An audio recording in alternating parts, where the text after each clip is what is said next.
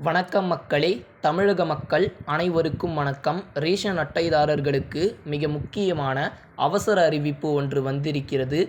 இனி எல்லாம் பாக்கெட்டில் தான் மக்களே. ரேஷன் கடைகளுக்கு போன உத்தரவு மக்களுக்கு இன்ப அதிர்ச்சி அப்படி போடு. ரேஷன் கடைகளில் பாக்கெட் மூலயமாக பொருட்கள் விநியோகம் செய்யும் நடைமுறை கொண்டு வரப்பட்டுள்ளது மக்களே. சோதனை அடிப்படையில் 234 தொகுதிகளில் தலா ஒரு ரேஷன் கடையை தேர்வு செய்து தொடங்க திட்டம் போடப்பட்டிருக்கிறது. முதற்கட்டமாக சேலம் மாவட்டத்தில் ஒரு ரேஷன் கடையில் மட்டும் தற்போது ரேஷன் பொருட்கள் பாக்கெட் மூலயமாக விற்பனை செய்யப்படுகிறது. தமிழ்நாட்டில் உள்ள ரேஷன் கடைகளில் அரிசி விற்பது தொடர்பாக தமிழ்நாடு அரசு சார்பாக சில தகவல்கள் வெளியிட்டுள்ளது. இதை தடுப்பதற்காக முக்கியமான திட்டம் ஒன்றையும் கையில் எடுத்துள்ளது மக்களே.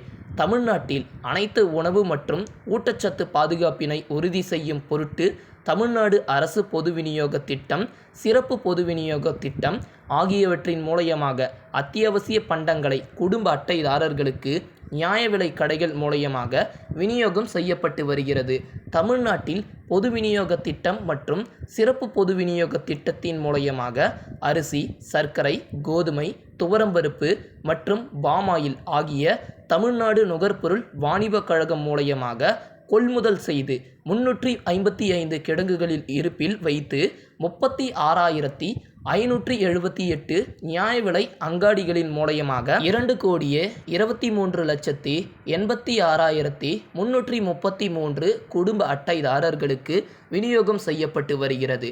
அவ்வாறு விநியோகம் செய்யப்படும் அத்தியாவசிய பண்டங்களை சிலர் முறைகேடாக கள்ளச்சந்தையில் விற்று அதிக லாபம் ஈட்டும் நோக்கத்துடன் செயல்பட்டு வருகின்றனர். அரிசி திருட்டு.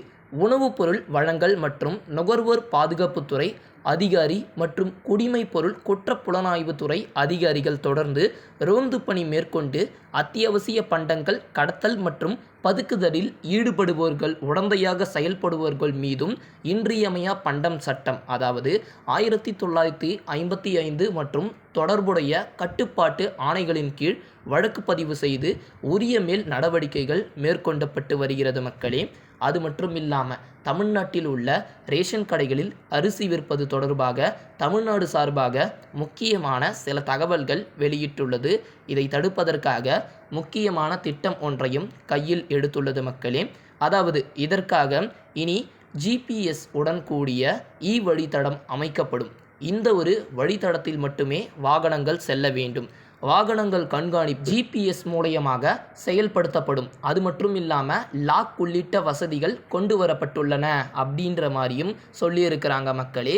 இதன் மூலயமாக திருட்டுக்கள் கொஞ்சம் குறையலாம், தடுக்க முடியும் அப்படின்றதையும் சொல்லியிருக்கிறாங்க. அது கூட இல்லாமல் பாக்கெட் மூலயமாக இதையெல்லாம் தடுக்க ரேஷன் கடைகளில் பாக்கெட் மூலயமாக பொருட்கள் விநியோகம் செய்யும் நடைமுறை கொண்டு வரப்பட்டுள்ளது மக்களே.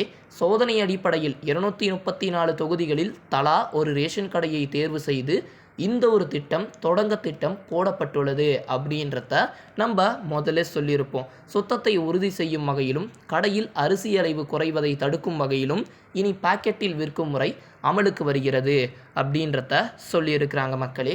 இந்த ஒரு செய்தி உங்களுக்கு பிடிச்சிருந்துச்சுன்னா இந்த வீடியோக்கு ஒரு லைக்கை பண்ணுங்கள்.